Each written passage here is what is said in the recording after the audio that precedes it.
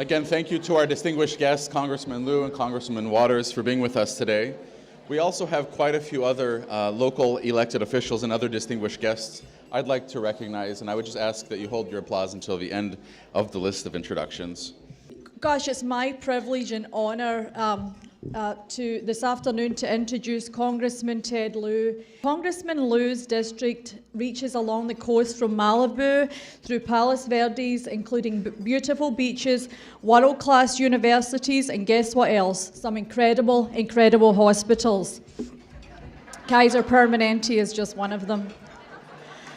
So prior to representing us in Washington, D.C., Congressman Lieu served in the California State Legislature and here in Torrance on the City Council.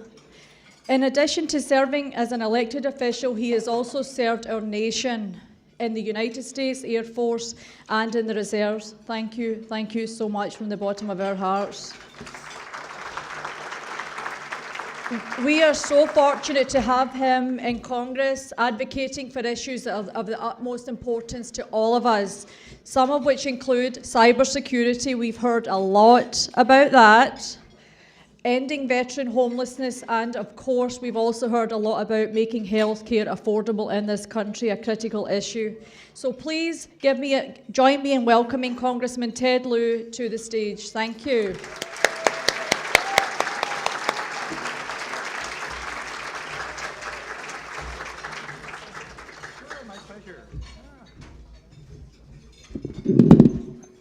Good afternoon. It is such a great honor for me to be here. I want to thank Jonathan Butler and the whole Torrance Chamber Area Commerce Board for their wonderful leadership, for inviting me to speak.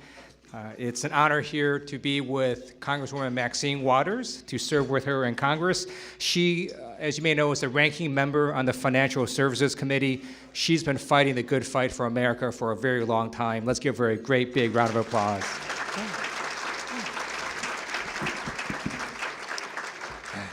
And I want to thank my wife, Betty, for being with me here.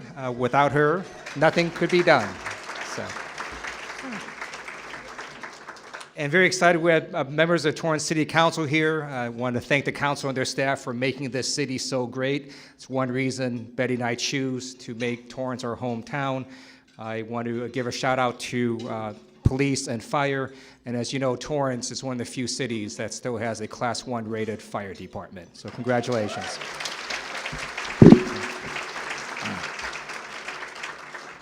And then to the members of the Torrance School Board of Education and your staff, thanks for the amazing work that you do. It's one reason that Betty and I choose to send our two children to Torrance Unified Schools. So thank you for making it a great school district. Okay. And I love coming to Torrance Area Chamber of Commerce events. I will always have a special place in my heart for you. It was where I first got started in the community. In 1999, I went through the Leadership Torrance class, and then in 2000, I did one of the hardest things in my life, which was I ran the Leadership Torrance class. And so very excited to see that I didn't kill it, and it's still going strong, and congratulations on that great program. So I thought I'd talk to you today about three subjects. The first is the state of the economy. Second is going to be on your health insurance. And then third, I'm going to talk about cybersecurity. So in terms of the economy, I thought it might be helpful to think about where we've been in the last 8 years. Today is President Barack Obama's last full day in office. And 8 years ago, our unemployment nationally was at 10%. Last month, it dropped down to a low of 4.7%.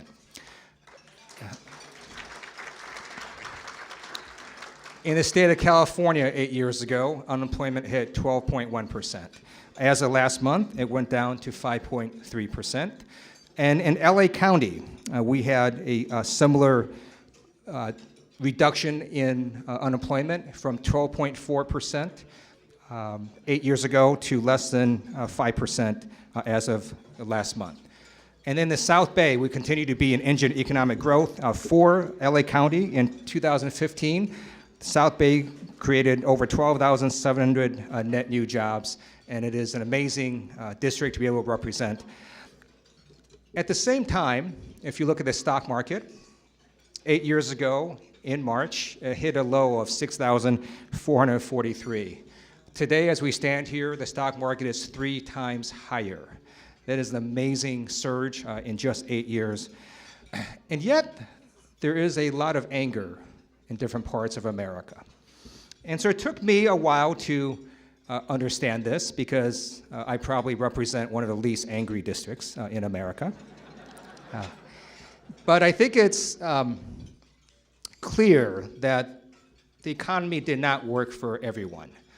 And there were parts of America did not see the same benefits of the economy that other parts did. There were states that clearly did less well than California did in terms of coming out of the recession. You have coal miners that are having a very difficult time in coal mining country, and that's not because of governmental policies or simply because of the marketplace. You had cheaper forms of energy basically start to wipe out the coal industry, and that's simply a very difficult problem to resolve. You have areas of America where automation took a huge and big blow to their economy. The same factory that makes automobiles today needs a lot less human beings than the same factory 30 years ago because of robots and of automation. If you look at Amazon.com, there was this startling statistic I read. In 2013, they had 1,000 robots. Last year, they had 45,000 robots. And it's not just that they displaced potentially 44,000 jobs, because these robots are more efficient on average than human beings. We're talking about orders of magnitude in terms of job displacement. So these are difficult issues, and it's something that's really hard to fix unless we look at the right solutions. Blaming minorities, immigrants are not the right solutions to that, because it's going to turn out that that's not the cause of job loss. A lot of job loss is because of automation. It's because of wage differentials in other countries. You can't fix that, even if you did build a wall and made Mexico pay for it. So what do we need to do? Well, if I was king for a day, I would make every single school district across America, whether it's in rural Pennsylvania or in the South Bay or in Detroit, Michigan, teach computer science. As a member of the House Budget Committee last term, I authored an amendment that the Obama administration had proposed that was going to give $3 billion in funding to school districts across America so that they can train teachers in school districts to start teaching computer science to our students in high school. That unfortunately did not pass, but we're going to keep trying and try again, because we cannot stop innovation, nor should we. But we can teach our children and retrain adults to make sure that they're poised to take advantages of the 21st century. So let me sort of move to healthcare, and you've been reading about it in the news. Our Republican colleagues last week chose to repeal the Affordable Care Act without a plan. You don't have to be partisan to understand that that was just a really stupid thing to do. I am on the Affordable Care Act because they make members of Congress purchase Obamacare if you want it, to have health insurance. I was not allowed to purchase other forms of health insurance, so I am very supportive of fixing the ACA. There are lots of things I would do to fix it, but repealing it without a plan makes no sense, because you don't know if this next plan is going to be better or worse. So why would you repeal something without even knowing what the alternative plan is? And what I want to speak to, although the ACA did do amazing things for about 20 million people, gave them health insurance they never had before, I want to talk to the 156 million Americans who have employer-based health coverage. That is most of you in this room. There were amazing things that the Affordable Care Act did for your health coverage. It eliminated lifetime maximum caps on your health insurance. It also said people cannot be denied for pre-existing conditions, and it let folks who are up to age 26 be on their parents' health plan. So what does that mean? That means if you've got cancer on your employer-based health coverage, and it is a kind of cancer that requires a lot of money to treat, under the ACA, the health insurance company can't say, we're just going to stop providing treatment. If you repeal it, that's what's going to happen. Those on employer-based health coverage, the 156 million Americans, if they or their family members have cancer and it blows past a lifetime maximum, then you stop getting treated and you're going to have to either file for bankruptcy or find another way to pay for that cancer treatment. If you are a 23-year-old who has a pre-existing condition, whether it's diabetes or cancer or something else, you currently can go on your parents' employer-based health coverage plan. If you repeal the ACA, that also goes away. So there are huge effects, not just for the 20 million people who buy insurance off exchanges, for all of you, for people who have an employer-based health coverage, because the ACA addressed both groups of folks. And I do look forward to the plan that will come forth at some point. Now keep in mind, Republicans have had 6 years to come up with a plan. And to me, there's a pretty simple reason why we have not seen an alternative plan yet. I can sum it up in one word: math. You cannot keep all the great parts of the Affordable Care Act and not pay for it. So you can't require insurance companies to not have lifetime coverage caps, make insurance companies not deny people for pre-existing conditions, let insurance companies force them to carry people who are 26 years or younger on their parents' plan without helping these insurance companies pay for that coverage. And what happens when you repeal it without a plan is you need to find other sources of funding. For 6 years, no one was able to find a better source of funding than that set forth in the Affordable Care Act. So now we're seeing proposals being introduced in Congress to either cut Social Security or to privatize Medicare. And I just have to say, those are really bad sources of funding for the Affordable Care Act. So I do look forward to see if there is an alternative plan.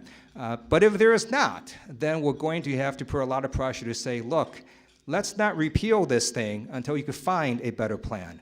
And as President Obama said in his speech last week, if folks can come up with a better plan that controls healthcare costs, covers about the same amount of people, and provides the same or better health coverage, then he's going to support it. And I will support it as well.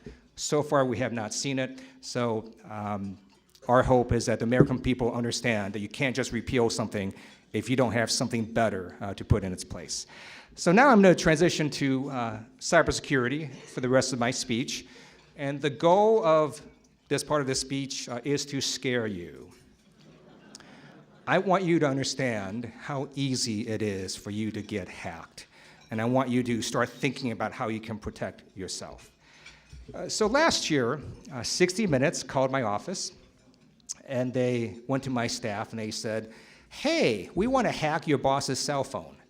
And my staff said, of course, go right ahead. It was a little more complicated than that. 60 Minutes didn't want to mess up my personal cell phone. So what they did is they went ahead, bought an Apple iPhone at a store, gave it to me. I opened up the box, I took the phone, and they said, keep it for about a week, and we're going to try and hack it. So I kept it. I was in Washington, D.C. I was here in the South Bay. I went back for my interview with 60 Minutes. First thing they did is they played back recordings I had of phone conversations between me and my staff and me and other people from this cell phone. They showed every place I had traveled with this phone, and they showed text messages that were sent and acquired. That was really quite creepy and disturbing. And it is a flaw known as the signaling system number 7 flaw. People speak of it as SS7. So if you just Google SS7, all sorts of articles will pop up. And the way this flaw works is that many, many decades ago, when we set up our telephone networks, we assumed that every telephone network was what was known as a trusted entity, a trusted network. So let's say you're making a call to Africa, right? Your USA network might, hand off to some network in the Middle East that then hands off to an African telephone network. Well, it turns out that some of these trusted networks are owned by countries such as Iran, North Korea, Russia, as well as criminal syndicates associated with these nations. So if you just had access to one of these telephone networks, you can listen in on anybody's cell phone in real time, just knowing their cell phone number. So right now, for example, you can have Russians listening in on your cell phone if they knew your cell phone number in real time. And it is a difficult problem to fix. So 2 days after 60 Minutes ran their episode, the Federal Communications Commission launched an investigation. They're looking at ways to fix it. Committees in Congress are looking at ways to fix it. And it is difficult.